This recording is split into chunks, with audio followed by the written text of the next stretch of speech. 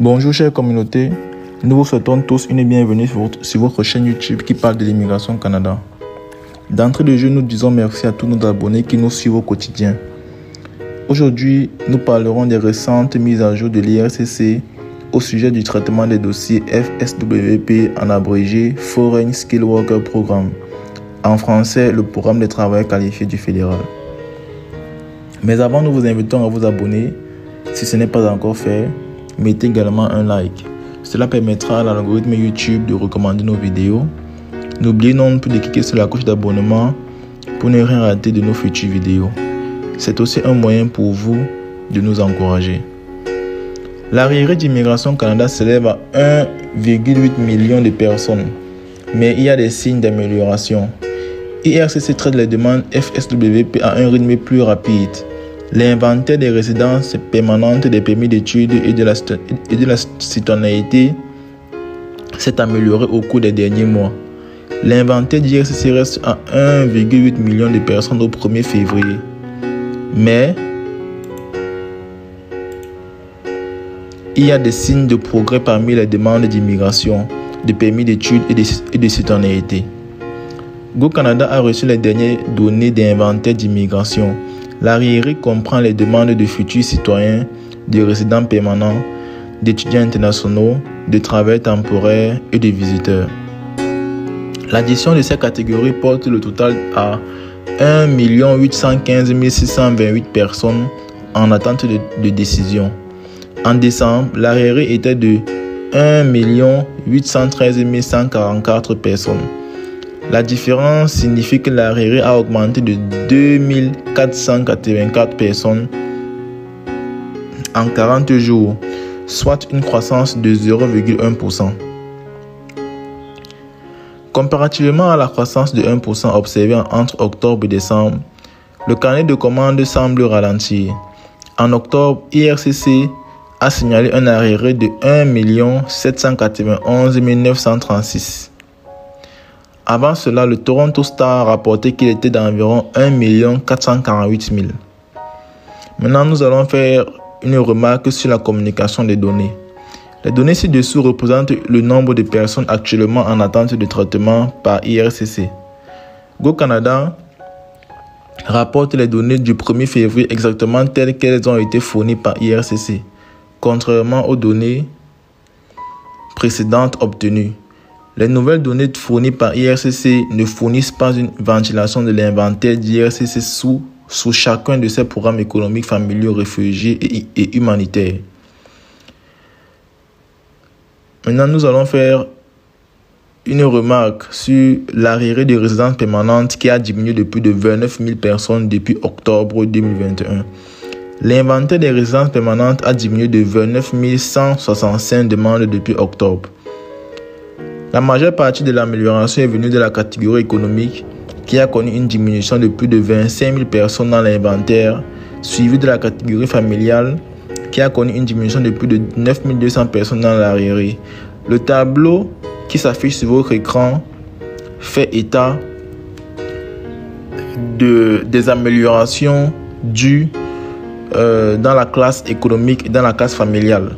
Vous pouvez vous-même le constater que les personnes au 1er décembre, les personnes au 27 octobre étaient de 255 587. Au 15 décembre, il y avait plutôt 234 770.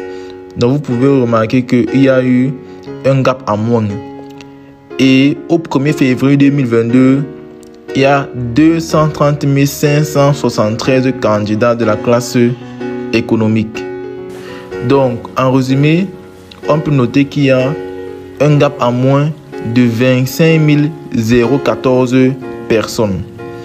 Donc, vous-même, vous pouvez constater que IRCC est en train de faire d'énormes améliorations dans l'optique de diminuer son taux d'arriéré. Voilà. Donc, vous pouvez aussi prendre la classe familiale.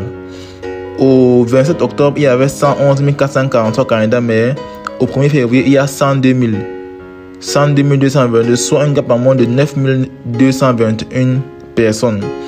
Donc voilà le tableau qui récapitule les améliorations d'IRCC d'octobre à février. Il faut aussi noter que les arriérés de résidence permanente sont en baisse depuis décembre.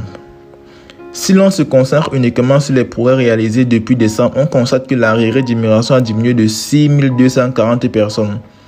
La classe économique a vu son inventaire baisser de près de 4 200 personnes depuis décembre, alors que la classe familiale a vu son inventaire chuter de près de 3 100 personnes.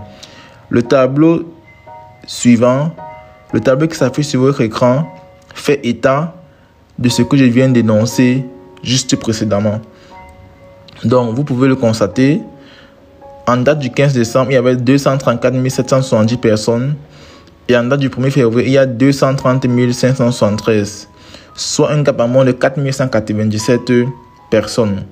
Donc, prenez le soin de regarder le tableau et vous-même, vous verrez par vous-même. IRCC traite maintenant une moyenne de 800 demandes de FSWP par semaine, comparativement à la moyenne précédente qui était de 150 par semaine. IRCC commence à traiter les demandes du programme fédéral des travailleurs qualifiés en abrégé FSWP à un rythme plus élevé. Début décembre, SIG nous a signalé qu'IRCC finalisait en moyenne 600 demandes par mois. Cela est remarquable parce que le FSWP est le principal programme d'immigration de travailleurs qualifiés du Canada depuis 1967 et qu'en juin 2021, le Canada avait levé les restrictions de voyage pour tous les immigrants, donnant à IRCC une incitation supplémentaire en théorie pour commencer à traiter davantage de demandes de FSWP. Cependant, la raison pour laquelle IRCC traitait un si petit nombre de demandes par mois dans le cadre du programme fédéral des travailleurs qualifiés l'année dernière était qu'il pouvait se concentrer sur l'accueil d'autant de candidats au Canada que possible dans le cadre de son objectif d'accueillir 401 000 immigrants en 2021. Les données les plus récentes montrent maintenant qu'IRCC commence à prioriser davantage les demandes FSWP car l'inventaire a diminué de près de 4 800 personnes depuis décembre. Cela signifie qu'au cours des 6 dernières semaines, IRCC a traité en moyenne 800 demandes FSWP par semaine contre une moyenne de seulement 150 par semaine pendant la majeure partie de 2021. Il faut signaler également que cette augmentation de traitement est due au fait que IRCC a recruté 500 personnes pour traiter les demandes en attente. Ce qui peut également donner plus d'espoir aux candidats FSWP. C'est que le traitement IRCC a tendance à ralentir en décembre en raison des vacances d'hiver. Cela suggère qu'IRCC devrait être en meilleure position pour continuer à traiter un taux plus élevé de demandes FSWP tout au long de 2022. L'arriéré des demandes de la catégorie de l'expérience canadienne en abrégé CEC a également diminué de manière significative, ce qui ne devrait pas surprendre. Il comptait 48 225 personnes en octobre, puis est tombé à 24 675 personnes en décembre. Il s'élève maintenant à environ 15 100 personnes, soit une baisse de plus de 9 500 personnes depuis décembre. Cela suggère qu'IRCC effacera l'inventaire de la SEC dans les mois à venir. Le faible inventaire des candidats SEC est une fonction du fait qu'IRCC priorise leurs demandes en 2021 pour soutenir l'atteinte de son objectif de 401 000 nouveaux arrivants. De plus, IRCC a temporairement suspendu les invitations entre Express aux candidats SEC depuis septembre afin de pouvoir réduire son inventaire et améliorer ses délais de traitement pour les candidats entre Express. Le ministre Sean Fraser a souligné à plusieurs reprises que la pause dans les invitations entre Express aux candidats SEC et FWP qui existe depuis décembre 2020 est temporaire et que les invitations qui leur sont adressées reprendront une fois qu'IRCC sera plus à l'aise avec la taille de son inventaire. Il convient de noter que les principales sources de croissance des stocks parmi les demandeurs de la catégorie économique depuis décembre sont venues du programme des candidats de province et du programme des aides familiaux. La croissance de l'inventaire du PCP, programme des candidats de province, peut s'expliquer par le fait qu'IRCC et les provinces et territoires continuent d'inviter les candidats au PCP tout au long de la pandémie afin de répondre aux besoins économiques des régions du Canada.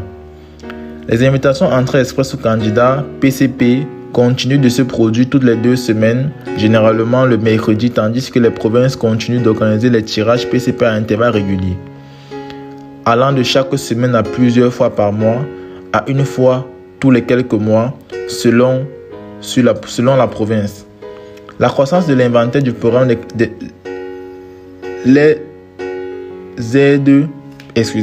La croissance de l'inventaire du programme des aidants peut s'expliquer par la réouverture de 2 volets pilotes d'ISSC pour les aidants, pour les aider.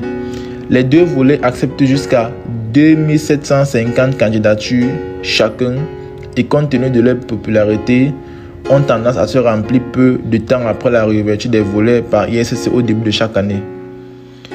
Le tableau 3 qui s'affiche sur votre écran fait état des améliorations de la Canadian Experience Class en abrégé CEC. Vous verrez que en date du 15 décembre, il y avait 24 675 personnes et le 1er février, il y a 15 139, soit un gap par moins de 9 536. Donc vous pouvez prendre le temps de regarder ce tableau jusqu'au bout afin de constater par vous-même les améliorations faites par ISSC. Inventaire de la catégorie de regroupement familial en baisse de 9 200 demandes depuis octobre. L'inventaire des demandes dans la catégorie du regroupement familial a diminué de plus de 9 200 personnes depuis octobre. Une grande partie de la diminution est attribuable au programme des parents et grands-parents. Au cours des dernières années, ISSC a organisé une loterie et a ensuite donné aux invités une fenêtre pour soumettre des demandes dûment remplies. ISSC passe ensuite le reste de l'année à traiter les demandes avant d'ouvrir une nouvelle admission. Il y a eu une légère diminution de l'inventaire des conjoints, partenaires et enfants avec une baisse de près de 1700 personnes depuis octobre. Une explication de la raison pour laquelle il est plus difficile pour ISSC de réduire cet inventaire qu'il continue d'accepter les demandes sur une base continue.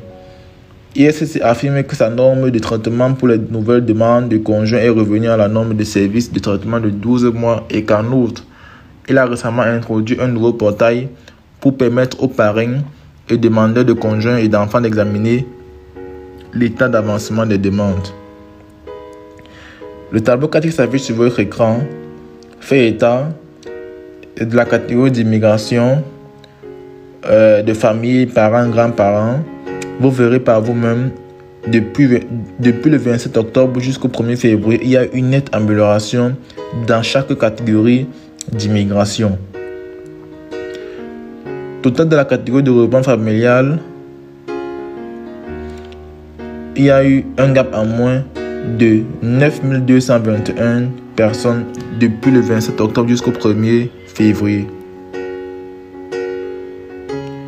Le carnet de séjour temporaire en attente de près de 73 000 personnes depuis octobre. Le stock de permis d'études a diminué de plus de 9 600 personnes depuis octobre, mais le stock global de résidence permanente a augmenté de près de 73 000 personnes au cours de la même période. L'augmentation peut également s'expliquer en grande partie par le fait qu'ISSC continue d'accepter les demandes de résidence temporaire sur une base continue. La demande pour diverses catégories de résidence temporaire a augmenté tout au long de la pandémie.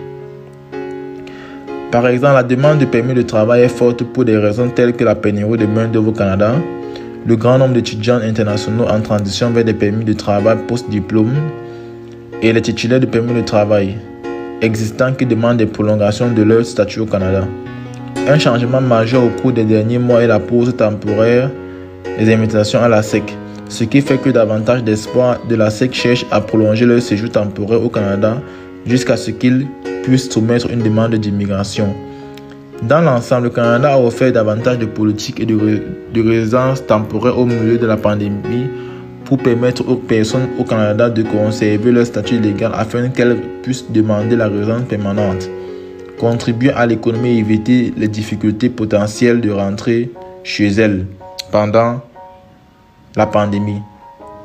L'amélioration de l'inventaire des permis d'études peut s'expliquer par le fait que janvier est l'une des périodes les plus occupées de l'année pour les nouveaux étudiants internationaux qui arrivent au Canada à temps pour le début de la session universitaire d'hiver. Le tableau suivant fait état de des catégories d'immigration, permis d'études, extension permis d'études, permis de résidence temporaire. Vous verrez par vous-même une nette amélioration des dossiers en traitement. Parmi les changements les plus notables depuis décembre figure l'augmentation du nombre de personnes soumettant des demandes de visa de résidence temporaire, de permis de travail de prolongation. Une explication potentielle de l'augmentation des demandes de VRT est que le Canada a levé les restrictions de voyage pour tous les touristes à partir de septembre 2021. Le tableau qui s'affiche sur votre écran fait état des différents types de catégories d'immigration. Vous verrez par vous-même une nette amélioration depuis l'ouverture, depuis le 15 décembre jusqu'au 1er février. L'arriéré de citoyenneté a diminué de 20 000 personnes. ISCC a signalé que l'arriéré de demande de citoyenneté s'élevait à environ 448 000 au 31 décembre. Le 31 octobre de l'année dernière, il y avait environ 468 000 demandes de citoyenneté dans l'inventaire. En 61 jours, la citoyenneté a diminué de 20 000 candidats. Dans son courriel à SIC, un porte-parole du ISCC a déclaré qu'en 2021, le Canada avait traité plus de 200 000 demandes de citoyenneté, comparativement à 2020, lorsque l'ISCC a traité seulement 80 000 demandes de citoyenneté. Les efforts du ISCC pour améliorer les délais de traitement et l'expérience client. Le 31 janvier, le ministre Fraser a annoncé que le Canada prévoyait de prendre 147 000 décisions finales en matière de résidence permanente au cours du premier trimestre 2022, soit le double de la même période en 2021. Fraser a également déclaré que le budget de 85 millions de dollars permettra au nombre de services de traitement de revenir à la norme. Pour les permis d'études, les permis de travail et les renouvellements de cartes de résidence permanente d'ici la fin de l'année. ISCC a embauché environ 500 nouveaux employés de traitement, numérisé les demandes et réaffecté le travail entre les bureaux d'ISCC à travers le monde. Depuis que les mesures de santé publique ont réduit les services en personne, ISCC a mis en ligne certains programmes d'immigration sur papier. Le ministre annoncera le nouveau plan des niveaux d'immigration du Canada 2022-2024 dans les prochains jours, ce qui donnera une meilleure idée des demandes de résidence permanente qu'ISCC accordera la priorité à l'avenir. Merci, c'est tout pour cette vidéo. Bye bye, abonnez-vous. Bye bye.